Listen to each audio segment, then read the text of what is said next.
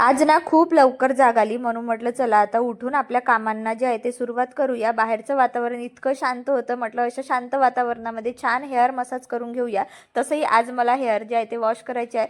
सोबतच माझं morning routine असते, उठलं की छान असं मस्त वॉर्म वॉटरपासून माझ्या दिवसाची सुरुवात होत असते। स्वयंपाकामध्ये यावेळी मी कच्ची घाणीचं जे आहे ना मुंगफलीचं तेल आणलेलं आहे, जो खरंच खूप छान आहे, अगदी भाजी वगैरे खूप टेस्टी बनत असते।